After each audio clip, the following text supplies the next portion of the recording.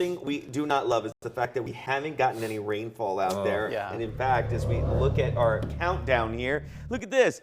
37 days and counting with no rainfall out there. This really hurts my heart. We really need some rainfall bad. And even at the slightest prospect of seeing rainfall this weekend, it makes my heart flutter. But we're not there just yet, and the possibility of rainfall still eludes us for now. In fact, as we look at the past 13 days, all red boxes above average temperatures. Our average temperature around this time of year, 84 degrees. Look at this. None of these days are even in the 80s. Everything is 90 degrees or above. We've surpassed the 90-degree plus days that we get last year. And that just shows you what a warm month it's been so far. And very dry as well. We haven't had rainfall since the beginning of September. This feels more like August and September weather than it does October weather. Current temperatures right now, 81 degrees in Austin, 79 degrees in Dripping Springs, 77 in Blanco, 77 in Mason. And for those in the eastern counties, we're at about 80 to 82 degrees, especially down in LaGrange and Flatonia. Overall, it's going to be clear and remains clear. 92 degrees is a high for today, with everyone else at least at around 92 or below. The only one or the only two that look like they're going to be above that 92-degree range would be Bastrop and San Marcos. And don't worry, we'll be thinking of both of you as you guys hit the mid-90s out there. So play this out the rest of the day today. Clear skies. We look into Wednesday. Almost the exact same thing. You may get a cloud or two tomorrow. I just really think that's going to be more of a Thursday type of thing. Once we get into the overnight hours, Wednesday and Thursday, clouds build up a bit more. Then we get some more cloud coverage that'll come in. And this model says that we may see a passing shower or two on Thursday.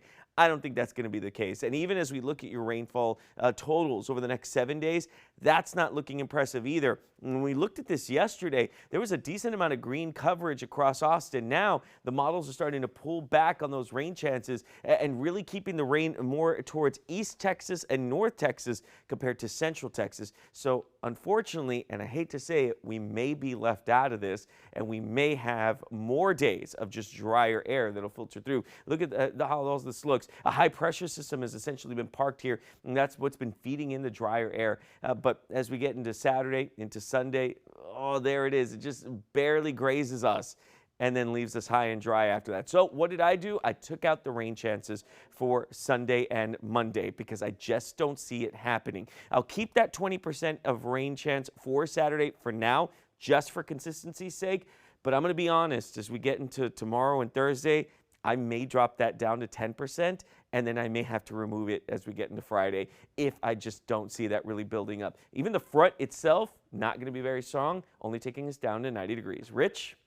Really looking forward to having some rain to talk about this weekend, but that is obviously, according to his forecast, not going to happen. Hey, this morning on CW Austin Morning, Freddie and Kristen were talking about the delay of the first freezes. You know, we talked about summer lasting a little longer, which delays the start of fall, which delays the start of winter. Well, we see in some cities across the country a delay in the first freeze. Now, 204 cities were analyzed. For the first time in a while, Austin was not one of those cities. But we see in these dots, blues to purples to reds to oranges, the start of the first freeze, the average first freeze, some starting in September, some in October.